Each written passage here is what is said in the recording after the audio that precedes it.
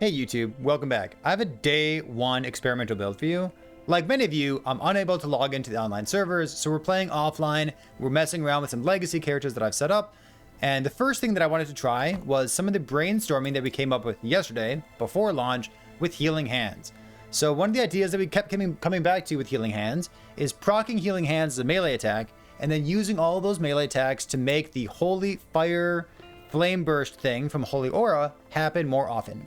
So as we talked about this, we came up with a non-crit version of it, because the crit version really had a lot of investment into like tier 7 modifiers and using prismatic gaze with LP on it. It seemed like a lot of effort to get crit chance because you have no base critical strike chance on any of the skills that we're trying to scale with. So our idea was to go non-crit, and currently it seems fine. My gear is garbage, but even then it seems like there's something here. So let me detail exactly what's going on, and then I'll show you some gameplay as well. So the idea is that Holy Fire has this, it's called Flame Burst. You hit enemies a couple times with a melee attack, and then the Flame Burst procs.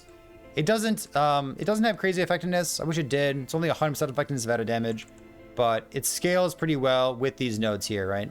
So that's cool. For our melee attacks, we're attacking with with Vengeance as fast as we can with a bunch of melee attack speed. So our Vengeance has 3 separate melee attack components to it. It has Iron Blades, which it got a buff in the patch notes, but we're ignoring that buff. We're only using it because it has the word melee attack on it. So it has Vengeance itself, Iron Blade, and the Repost. Those are all with a melee tag. And then every time that we attack with Vengeance, we're also proccing melee Healing Hands.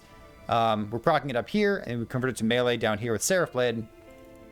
So that means that we have 4 different melee attacks that are feeding into the attack count to make the Flame Burst proc.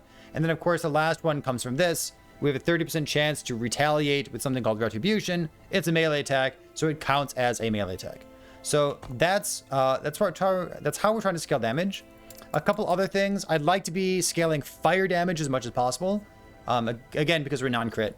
So fire damage would scale Holy Aura, and fire damage also scales Healing Hands and Divine Bolt, which is another spell down here. So spell damage is like the second most important thing, but fire damage is more important because it also encompasses our melee Healing Hands here. Healing Hands scales with level of specialized buff skills. So we have Holy Aura, Sigils of Hope, and Healing Hands, which are all buffs. And then we have 60 across those, so this is 1 per point. So we have 60% more damage on this. Our Divine Bolts scale with the more multipliers on this tree. So I think that means they scale with healing effect. So we can grab some healing effect over here. And it also means that they scale with the more damage multiplier here and the more damage multiplier here. So continuing to tie the room together, the Divine Bolts can proc off of your Paladin skill tree off the Divine Bolt here. And then we have 1 point after that to make it extra projectiles. And there is a 1x4 idol. 1x4 means 1 across 4 down. So it's the tall one. There's a 1x4 idol that says chance to cast Divine Bolt when you use a 0 mana cost skill. I think it's an hit, something like that. But Vengeance, of course, is a 0 mana cost skill. So it just gives us more access to shooting up more Divine Bolts, having more clear speed, and of course, those Divine Bolts are scaled by this node here. So fire damage is the most important stat. Spell damage is the second most important stat. And then, of course, if you want to be a spell crit build, then you really need to build a fuck ton of spell crit. So that's what this build looks like here. We're using a shield because we get rewarded for flat spell damage while holding a shield, and we have a lot of block chance. One interesting thing about this build is that Sentinels do tend to be on the squishier side of things, but we're using a shield, which is nice and it's fine, but we're also using Vengeance, and Vengeance has 2 separate less damage taken modifiers in it. So it has 18% less damage taken here with double repost, and like triple repost over here. But we also have % increased armor and less damage taken from the bolster node. So this is a substantial amount of defenses, and it makes the build feel quite tanky and also quite fun to play. So with that said, I talked to you a lot. I told you what the idea is. We brainstormed this yesterday, and we can't play online. So I'll show you what the build looks like offline. Whether this build is better as crits, or whether you want to swap out Sigils and use Javelin instead, because Javelin, you can turn it into a buff skill with these nodes on the right side.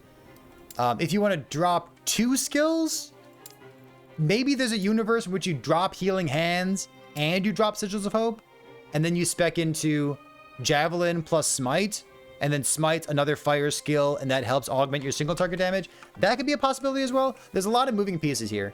But let me show you what this build looks like in combat. We're currently doing level 100 monoliths, which is like the very basic monolith stuff. But just to get a sense of like what the gameplay is, right?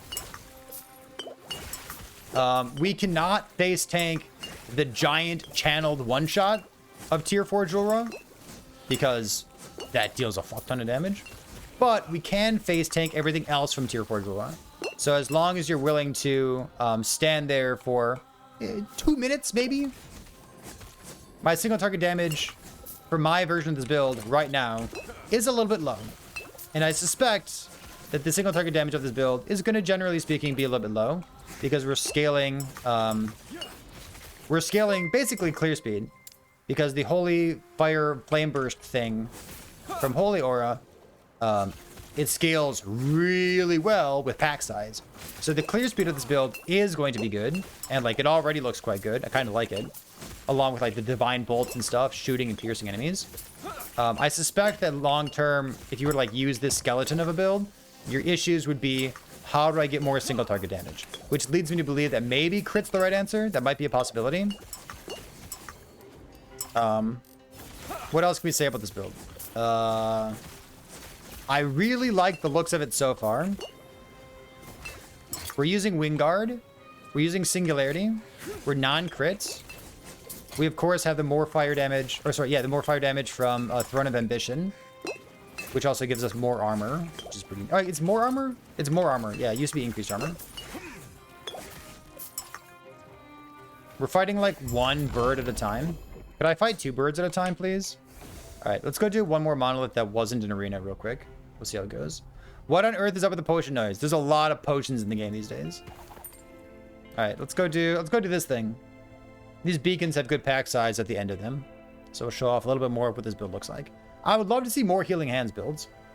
It sounds like the channeling node, like the visual doesn't happen. It sounds like the damage still does happen, but like the visual doesn't, which is unfortunate. What's this? Oh! Ah, fuck, it's offline.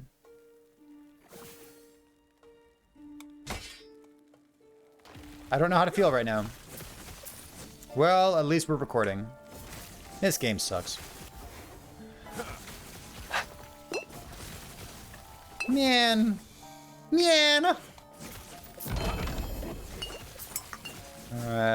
This game sucks. Oh, you want to go play a Warlock? Offline? You want to go level a Warlock? It's just the worst. Alright. It's been fun talking with Twitch chat and having cool items drop on the ground. I really would massively prefer to play online. So we're going to keep pivoting between online and offline until we can get a stable connection with it. But there are, I think last count, there were 250,000 people who were watching on Twitch. I don't know what the Steam numbers look like. But if anyone who's watching here live can tell me what those are, that'd be a fun thing to document. It's not even LP. It's literally 1 LP. What are you talking about? It's not even LP. Look at this. Look how cool this is. One important thing to note, we're doing 100 corruption right now, but remember 100 corruption is harder than it used to be.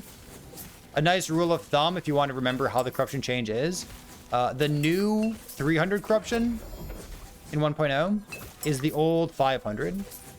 The new 300 is the old 500. So corruption difficulty scales up a bit faster than it did before, which I think is a great thing. As long as we're talking about that, remember that gold drops used to scale with corruption. They no longer do. And then one thing that does scale with corruption is a chance to have 1 or more LP on a unique item that drops, and the number of Weaver's Will that's on a Weaver's Will item. Stand down or die. So those now directly scale with corruption in a way that they didn't used to, which is pretty cool. So, what's to say? I don't know. I think this build has promise. This is not like the end game perfect version of it, but this is like how we were brainstorming it, how we were going about it. So fire damage everywhere, non-crit, and then like flat spell damage plus melee attack speed, as much as you can possibly get. If you've got ideas for like day 1 builds and things that you've been trying out while waiting for the servers to be not quite as bad as they are right now, I would love to hear about it, because that's a lot of fun. So I'll see you tomorrow for Twitch drops. See you next time.